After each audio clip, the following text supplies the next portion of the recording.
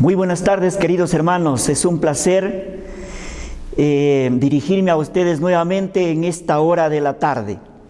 Estamos profundamente agradecidos a nuestro Padre Celestial porque nos concede una oportunidad más de poder meditar en su santa palabra.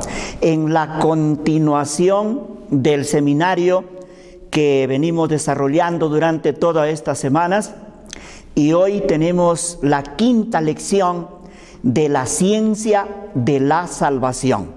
La quinta parte del seminario, la ciencia de la salvación. Y hoy justamente vamos a empezar desde la parte media ya de nuestro seminario en adelante. Vamos a hablar de aquí en adelante acerca del carácter objetivo de la salvación. El carácter objetivo de la salvación. Nosotros sabemos que el objetivo principal de la salvación es pues la restauración del pecador, porque el hombre por su propia cuenta no se puede salvar a sí mismo. Por lo tanto, la salvación es obra de Dios. Y vamos a ver de aquí en adelante, vamos a ir desarrollando por partes, porque justamente la salvación es un tema muy amplio. Cuando hablamos de la ciencia de la salvación, por supuesto que es una ciencia inagotable, que nosotros los redimidos lo estudiaremos por toda la eternidad. Y por lo tanto aquí son pequeñas pinceladas que nos da la palabra de Dios acerca de esta tremenda ciencia tan amplia, tan profunda, la ciencia de la salvación. Y bueno, la salvación sabemos nosotros que opera en 3 tiempos. Y hoy seguramente vamos a ver hasta dónde nos da los minutos y vamos a tratar la primera parte, ¿no?, de la ciencia, la primera parte de la que la salvación opera en 3 tiempos. Bueno, sabemos nosotros, según las Sagradas Escrituras, en el Nuevo Testamento, en la carta del apóstol Pablo a Timoteo, en el capítulo 2 y el versículo 4, allí dice que Dios quiere que todos los hombres sean salvos. Da a entender que todo ser humano que ha vivido, que ha nacido después del pecado de Adán, todos los seres humanos hemos nacido con necesidad de salvación. Todo ser humano podemos decir que ha venido a este mundo perdido. Está perdido, su condición del ser humano es perdido. Y por nuestra propia cuenta, por nuestros propios méritos, por nuestra propia justicia, nosotros los seres humanos no podemos lograr o alcanzar la salvación. Por lo tanto, dice que Dios, Él quiere que todos los hombres sean salvos, dando a entender de que todos los hombres hemos nacido perdidos. Y por lo tanto nuestra primera necesidad al nacer, al poner los pies en este mundo, cuando nosotros tenemos ya, vamos a decir, cuando nosotros tenemos conciencia, cuando nosotros empezamos por nuestra propia cuenta a tener uso de razón, entonces nuestra primera necesidad es nuestra salvación. Por eso también el apóstol Pablo, cuando escribe a los Corintios en la primera carta, en el capítulo 15 y el versículo 22, dice: porque así como en Adán todos mueren, también en Cristo todos serán vivificados. Vivificados quiere decir salvos. Entonces, como en Adán todos mueren, quiere decir que todos los seres humanos que hemos nacido como descendientes de Adán después del pecado, todos hemos nacido condenados a muerte. Así dice la palabra. Así como en Adán todos mueren. Todos mueren quiere decir que todo ser humano ha nacido condenado por la ley. ¿Por qué? Porque cuando Adán pecó, la palabra de Dios es tan explícita, tan clara, diciendo que el hombre, el ser humano, el pecador, la raza humana, adquirimos 2 cosas incurables. una naturaleza pecaminosa depravada y un registro de pecado en el cielo. Por lo tanto, esto no tenemos nosotros méritos para darle solución. Nadie tiene la posibilidad de poder reformar su propia naturaleza. Nadie puede volver a esta naturaleza, volverlo perfecta. Por lo tanto, dice que Adán, inmediatamente cuando él desobedeció la santa ley de Dios, dice que adquirió una naturaleza depravada. Y lamentablemente todos los seres humanos heredamos esta naturaleza depravada de Adán. Y también todo ser humano que tiene naturaleza depravada tiene un registro de pecado en el cielo. Por lo tanto, por eso el ser humano pues necesita salvación. Así como en Adán todos mueren, en Cristo dice que todos seremos vivificados si nosotros cedemos al llamado amoroso de nuestro Padre Celestial. Por eso la ciencia de la salvación, el estudio de la ciencia de la salvación nos ubica justamente en el lugar donde nosotros estamos y en el lugar donde nosotros debemos estar.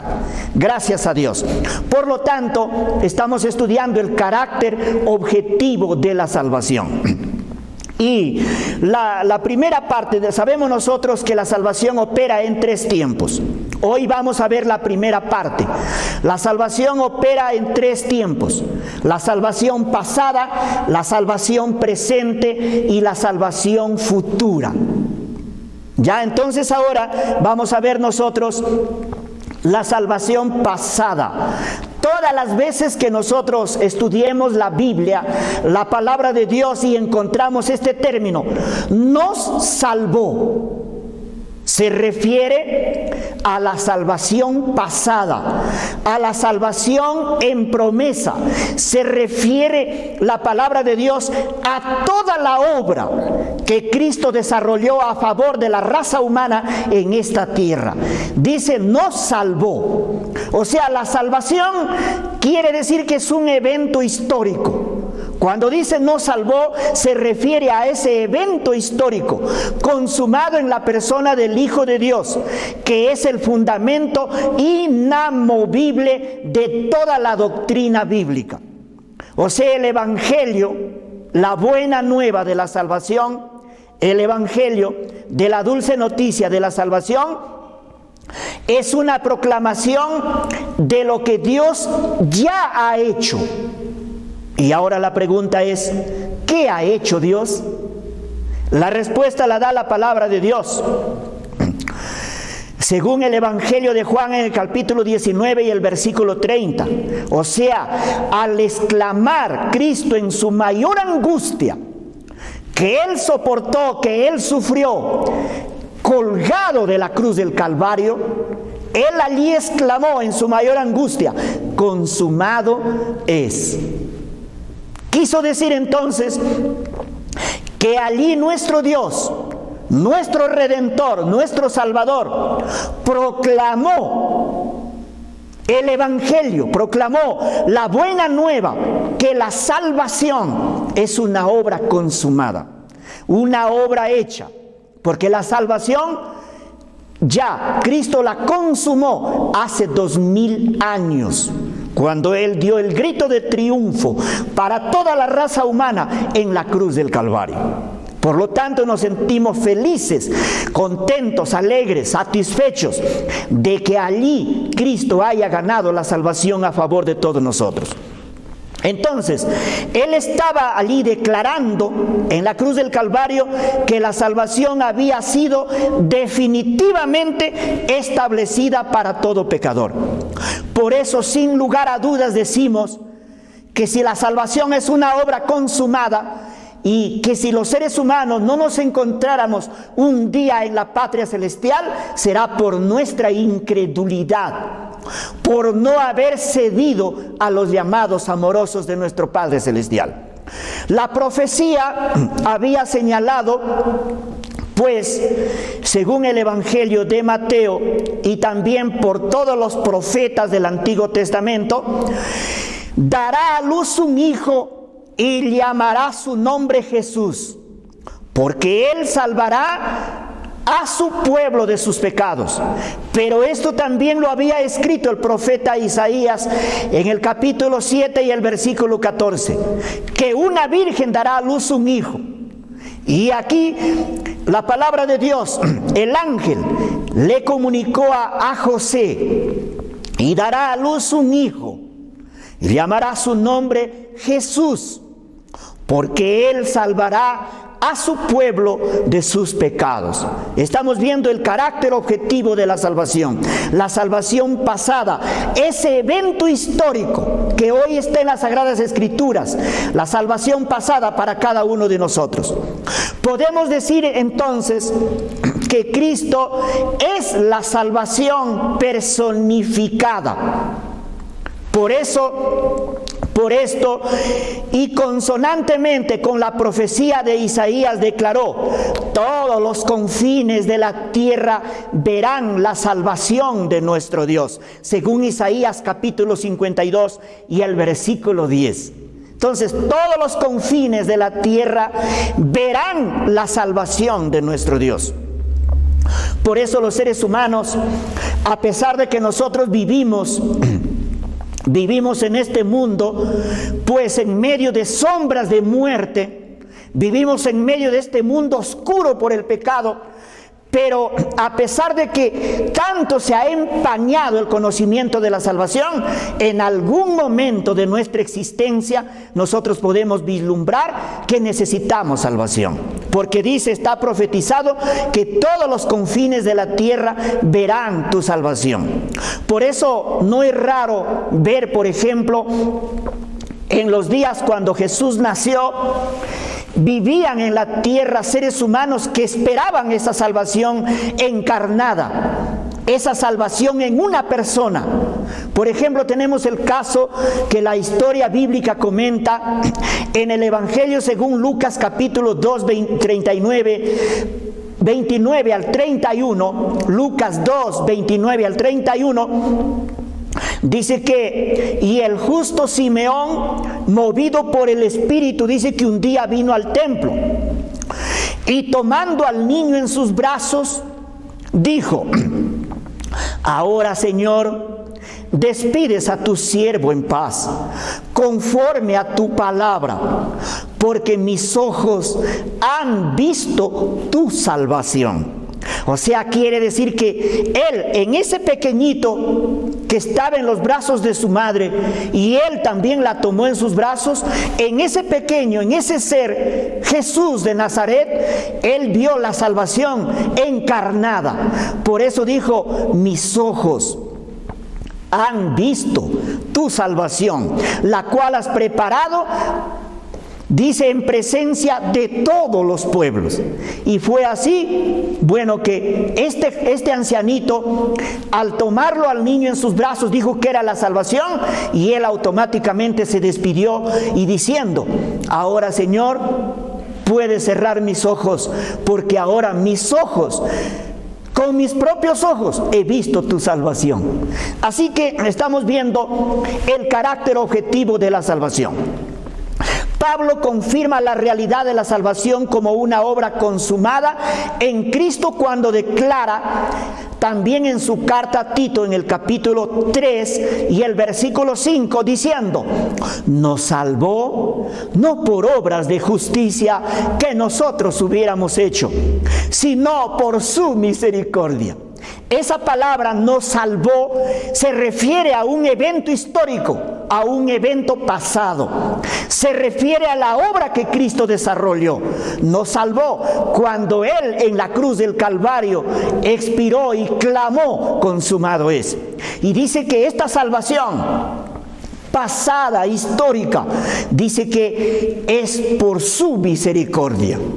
Él por su misericordia estuvo dispuesto a dejar el cielo y la dejó, dejar la gloria del cielo y la dejó, y Él vino a este mundo, y fue aquí donde Él desarrolló una vida perfecta hace 2000 años, y así completó, Él así ganó nuestra salvación. Y también en su misma carta, en el capítulo 2 y el versículo 11, a Tito, el apóstol Pablo escribió: porque la gracia de Dios se ha manifestado para salvación a todos los hombres. Ya la gracia de Dios se ha manifestado en la persona de su Hijo Jesucristo, quien descendió desde lo más alto, lo más sublime, ya y se manifestó para salvación. Quiere decir que Él vino con ese propósito, con ese carácter objetivo de salvar al hombre de la penalidad, de la condenación, de la maldición. ¿Ya? Y vino, y gracias a nuestro Dios, ahora nosotros gozamos de este favor divino. La salvación es una obra consumada. La salvación, podríamos decir también, lo podemos ilustrar como un negocio. Por eso es que en la Biblia encontramos este lenguaje de la salvación como un negocio. La palabra redención. Dice que Dios nos redimió. Cristo nos redimió, dice la palabra. Entonces la salvación es como un negocio, es el negocio del cielo, podemos decir, mediante el cual Cristo compra todos los derechos que perdimos por causa del pecado del primer Adán. Por causa del pecado de nuestros primeros padres, nosotros perdimos grandezas, perdimos cosas extraordinarias, espiritualmente me refiero. No me refiero a cosas materiales que van a perecer en este mundo, me refiero a riquezas espirituales. ¿Qué perdimos entonces? ¿Qué hemos perdido por el pecado de nuestros primeros padres? Por el pecado de Adán. Perdimos cosas grandiosas, perdimos nuestra inocencia, con la cual Dios nos creó. Ya, y la palabra de Dios dice, según Génesis 3:7, dice: entonces fueron abiertos los ojos de ambos y conocieron que estaban desnudos. Y se tuvieron vergüenza el uno al otro. Antes del pecado, ellos vivían en la más completa inocencia. Ellos vivían en pureza y en santidad porque no habían cometido pecado. Estaban en la posición de perfección como Dios los creó. Pero lamentablemente, después del acto de desobediencia, de cometer pecado, nuestros primeros padres perdieron su inocencia. Y dice que fueron abiertos sus ojos y conocieron que estaban desnudos. Cuando dice fueron abiertos sus ojos, quiere decir que empezó ya la vida pecaminosa. Y conocieron ambos que estaban desnudos y se tuvieron vergüenza el uno al otro. Entonces, nosotros perdimos también nuestra inocencia. Por eso nosotros también hemos nacido con esta desnudez. Hemos nacido también nosotros con esta pérdida de nuestra inocencia. Por eso cuando el Señor salva, Él nos devuelve la inocencia. Ya, por eso veamos también aquí, ¿qué más perdimos? Perdimos nuestro vestido de justicia, según Génesis 3:21. Ahí vemos que Adán y Eva trataron de suplir su vestimenta. Fue así que ellos mismos inventaron su propia vestimenta, delantales, dice, de hojas de higuera. Y la palabra de Dios dice: y Jehová hizo al hombre y a su mujer túnicas de pieles y los vistió. Yo siempre me pregunto, ¿cómo es que los vistió? Si Adán no era un niño, Adán era un hombre competente, un hombre de una talla majestuosa. Y yo siempre sonrío cada vez que leo esta porción de las Sagradas Escrituras, viéndolo a Dios, al Rey del universo, a nuestro Padre Celestial, haciéndole poner la túnica que Él mismo le preparó a su hijo Adán y a su hija Eva. Dice, los vistió. No dice que les dijo, vístanse. Los vistió, dando a entender que la salvación nadie lo puede ganar, nadie lo puede alcanzar, nadie lo puede lograr, nadie lo puede comprar, ningún caído lo puede lograr. La salvación solo lo podemos recibir Por eso allí está un mensaje para el legalismo, para el farisaísmo, para las personas que buscan la salvación por obras. La salvación no se gana, sino solo se recibe. Jehová los vistió, dice. Y esto mismo repite las Sagradas Escrituras, que cuando el hijo pródigo volvió, dice y dice que el padre dijo: sacad el mejor vestido y vestidle. No dijo: denle en que se vista, sino dijo: vestidle, dando a entender el carácter objetivo de la salvación, que la salvación es un don de Dios y que se recibe por medio de la fe en base a la justicia de Cristo. E Isaías también habla que nosotros hemos perdido nuestro vestido de justicia y que Dios está dispuesto a darnos. En el capítulo 61 de su libro y el versículo 10 dice: mi alma se alegrará en mi Dios, porque me vistió con vestidura de salvación, me rodeó con manto de justicia. Qué importante que nosotros tengamos esta seguridad, que en el momento que somos salvos, Jehová nos cubre, nos rodea con ese manto de justicia que nosotros lo perdimos por causa del pecado de nuestros primeros padres. Perdimos también nuestra comunión con Dios y con los ángeles. O sea, desde ese día ya no podíamos hablar libremente con Dios y con los ángeles. También se ha constituido en algo peligroso verlo a los ángeles. Si nosotros lo viéramos a los ángeles, de repente desmayaríamos y caeríamos al suelo de susto. Gracias a Dios que ellos no se dejan ver. Por eso había profetas que también no podrían resistir cuando hablaban con Dios. Les hablaba por sueños y por visiones. Ahora nos habla a través de su palabra. ¿Por qué? Porque es peligroso en nuestra situación caída, desesperante, que un ángel venga y nosotros la veamos así en toda su gloria. Gracias a Dios que nuestro Padre Celestial no se deja ver de nosotros, porque podríamos caer muertos. Nosotros lo vemos a través de la fe. O sea, Dios nos ha dado ese don grandioso. Perdimos nuestra comunión con Dios y con los ángeles. Por eso en Génesis 3:8 dice: el hombre y su mujer se escondieron de la presencia de Dios entre los árboles del huerto. ¿Por qué Adán y Eva se escondieron entre los árboles del huerto de la presencia de Jehová? Porque ahora ya no había esa comunión que existía al principio cuando ellos estaban todavía en pureza y en santidad. Ahora se escondieron de la presencia de Dios. No encontraban satisfacción en la presencia de Dios y de los ángeles. Eso mismo pasa con los seres humanos ahora. ¿Por qué no nos gusta leer la Biblia? Porque a través de la Biblia nos ponemos en comunión con Dios. ¿Por qué no nos gusta tomar un himnario y cantar correctamente alabanzas celestiales para nuestro Dios? ¿Por qué no nos gusta ir, por ejemplo, un día entero a una reunión cristiana donde se explica de la salvación?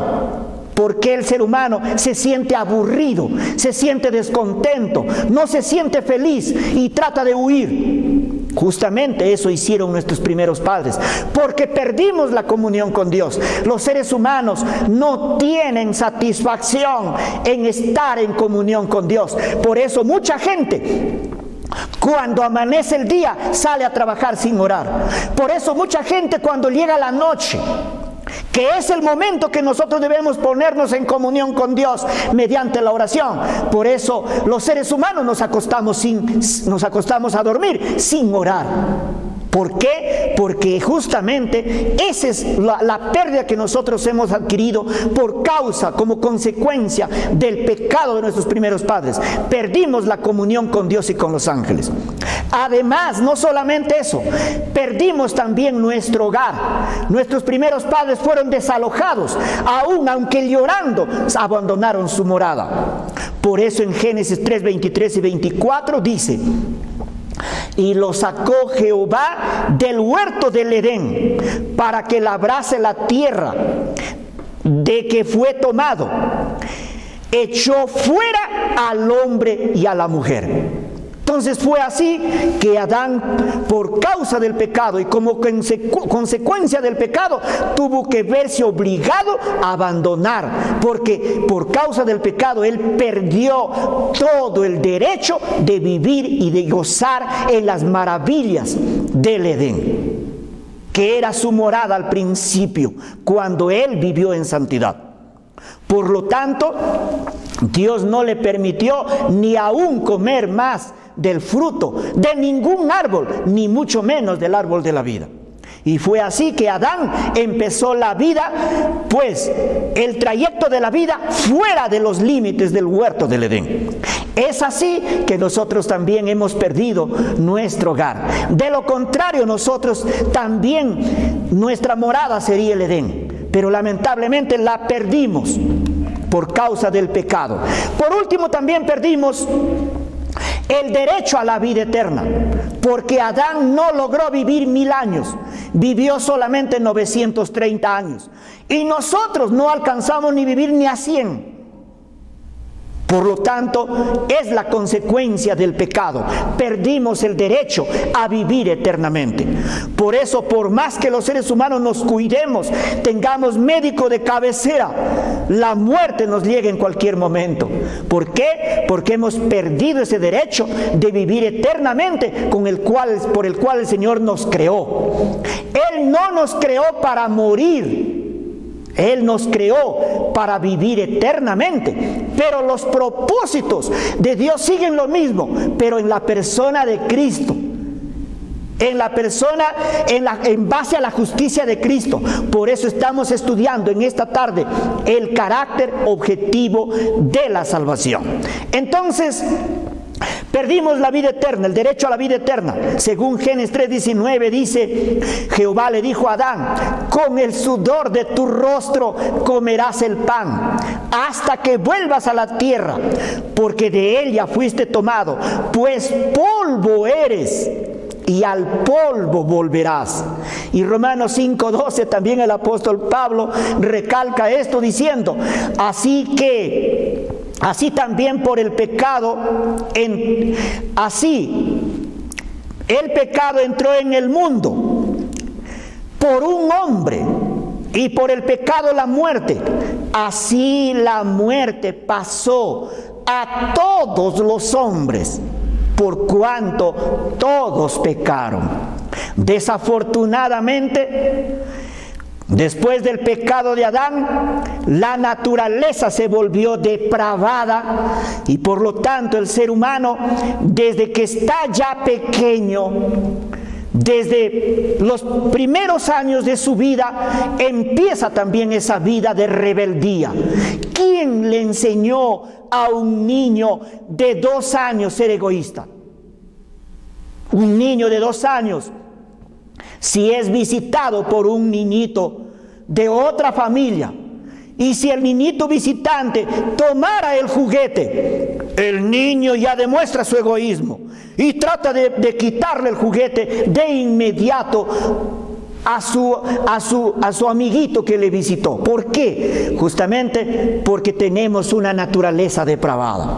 Por lo tanto, dice, el pecado entró en el mundo por un hombre, por el pecado vino la muerte, está hablando de Adán, y así la muerte pasó a todos los hombres, por cuanto todos pecaron. Por eso, si alguien dice que no ha pecado, se engaña a sí mismo, dice la palabra. Por eso dice el sabio Salomón, ciertamente no hay hombre justo en la tierra que haga el bien y nunca peque. Porque justamente por el pecado de nuestros primeros padres perdimos 5 cosas extraordinarias, pero también adquirimos una naturaleza pecaminosa y un registro de pecado en el cielo. Y eso no se borra jamás, a menos que Cristo lo borre, si es que nosotros aceptamos su salvación. Entonces estamos viendo el carácter objetivo de la salvación. Y la dulce noticia para el mundo entero es que todas estas grandezas que nosotros hemos perdido, Por causa del pecado, Dios el Padre nos concede gratuitamente, si es que nosotros recibimos, aceptamos, nos aferramos a la justicia de su Hijo. El Padre nos devuelve la inocencia. El Padre nos devuelve ese manto, ese vestido de justicia. El Padre vuelve a tener comunión con Dios. Y también el Padre nos devuelve el derecho a ese Edén que nosotros hemos perdido. Y el Edén ahora está en el cielo. Y luego la tierra será como un Edén. El Padre nos devuelve esos derechos que nosotros perdimos. Y nos devuelve también la vida eterna, que la perdimos por causa del pecado de nuestros primeros padres. En el mismo momento que Dios nos justifica, que nos declara justos, somos contados como si nunca hubiéramos pecado.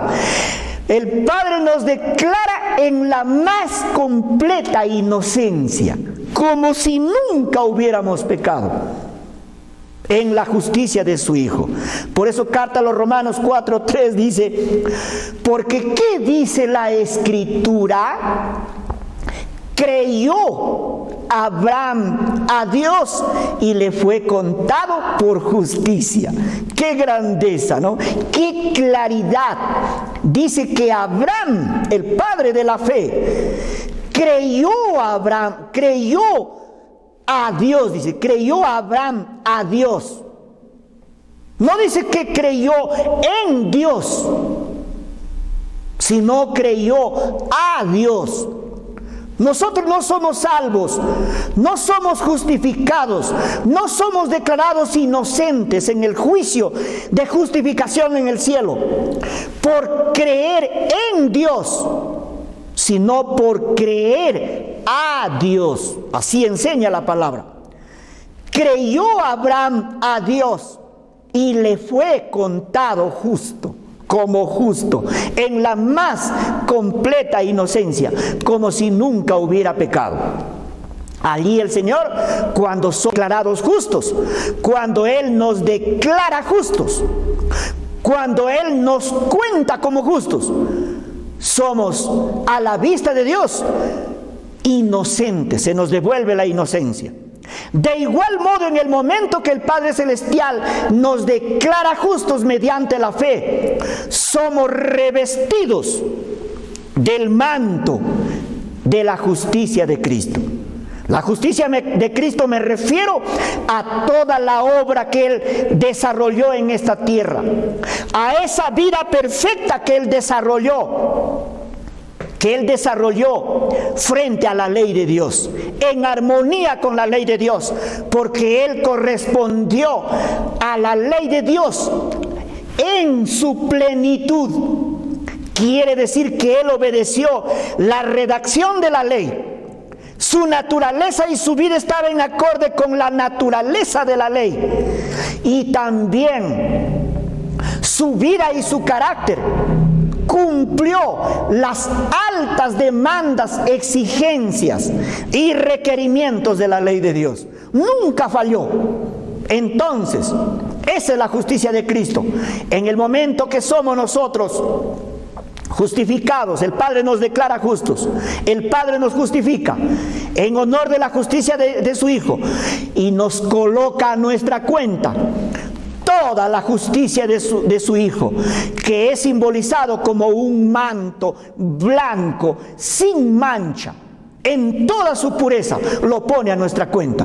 Por eso Isaías, ya leímos y lo repetimos, dice, mi alma se alegrará en mi Dios, porque me vistió con vestidura de salvación, me rodeó con manto de justicia.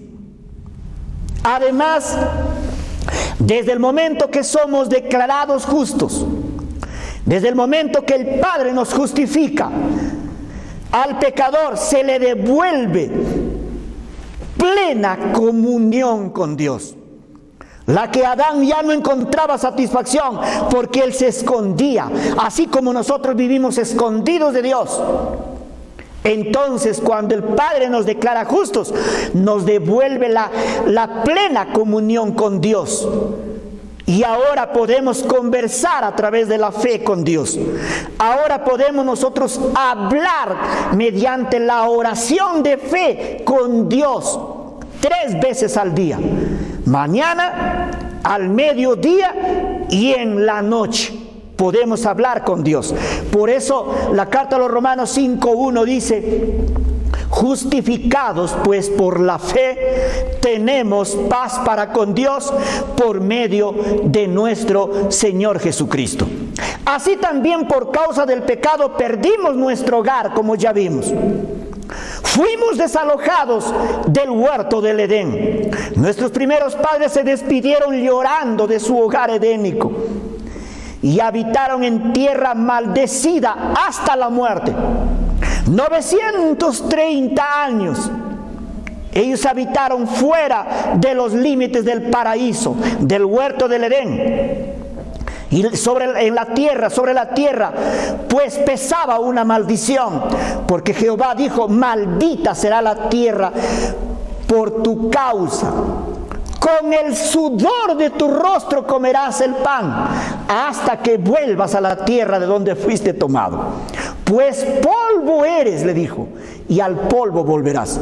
Fue así los largos 930 años que Adán caminó en esta tierra y no tuvo la oportunidad de volver nuevamente al paraíso, porque era algo peligroso volver al paraíso. Si Adán hubiera logrado comer del fruto del árbol de la vida, hubiera sido un pecador inmortal. Entonces, pero gracias a Cristo, el segundo Adán, como dice en Cristo, todos serán vivificados por su justicia perfecta, por la obra perfecta que desarrolló a favor de nosotros en esta tierra. En el mismo momento que recibimos la salvación, somos adoptados como hijos de Dios. Somos contados miembros de la familia celestial y nuestro hogar es ahora pues la patria del cielo. Primera de Juan 1:12 la confirma diciendo: mas a todos los que le recibieron, habla de la justicia de Cristo, a los que creen en su nombre, o sea, en la justicia que Él desarrolló, les dio potestad de ser hechos hijos de Dios. Esto no es un cuento, no es una fábula. Esto no es una ilustración, es una realidad concreta. Porque en el cielo, legalmente, somos adoptados a la familia de Dios. Somos registrados en ese padrón que aquí en las municipalidades existe, el registro civil. En el cielo también hay un registro civil, porque legalmente, en base a los méritos de Cristo, somos contados, somos insertados a la familia de Dios. Cristo vivió una vida santa, desarrolló un carácter perfecto y satisfizo las más altas demandas de la ley de Dios. Él cumplió la ley de Dios a plenitud. O sea, correspondió a los 3 aspectos de la ley. Y por su perfecta justicia, en el momento que el Padre nos declara justos, también a través de su Espíritu nos regenera. Porque Dios, cuando salva al creyente, le justifica y también le regenera. Por gracia de Dios tenemos de nuevo la vida eterna. Un creyente justificado, un creyente regenerado y que se deleite en la vida de obediencia, en una vida apartada del pecado, ese creyente está viviendo la vida eterna. Porque Juan 3:36 la confirma: el que cree en el Hijo, dice, tiene vida eterna. No dice tendrá, tiene vida eterna. Está hablando de un acto presente. Y en el Evangelio según Juan, capítulo 11, versículo 26, dice: todo aquel que vive y cree en mí, dijo, no morirá eternamente. Y Jesús hizo una pregunta allí: ¿crees esto? ¿Por qué Jesús dijo, ¿crees esto? Porque la incredulidad ha invadido a todos los corazones, a todas las mentes de los seres humanos. El problema del ser humano es que no puede creer, porque el ser humano no tiene fe, no tenemos fe. Jesús dijo que no la tenemos ni siquiera como un grano de mostaza, dando a entender que el hombre empieza a creer cuando el Señor por su gracia nos concede, de acuerdo a la medida, la fe, para creer cada día más. Bueno, la palabra de Dios reafirma que la salvación del pecador en verdad es una compra. Por eso el apóstol Pablo, cuando escribió a los Corintios, contundente y elocuentemente declara, 1 Corintios 6:20, habéis sido comprados por precio.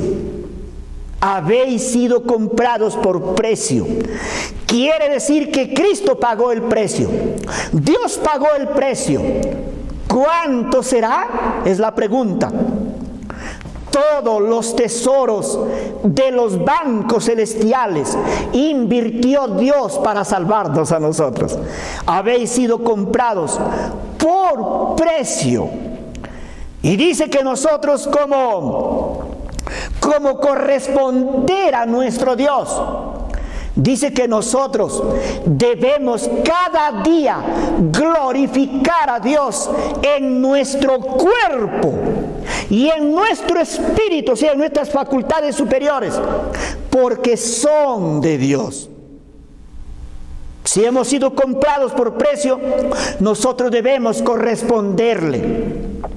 No en gloriarnos a nosotros mismos, sino en glorificar, dice, a nuestro Dios, en nuestro cuerpo, en nuestro espíritu, los cuales son de Dios. Quiere decir entonces que la justicia de la ley exige un precio por la vida del pecador. Pero Cristo, mediante su vida de obediencia perfecta y su muerte sustitutiva, pagó el valor del rescate. La obra perfecta de Cristo es el precio que exige la ley que regula el rescate.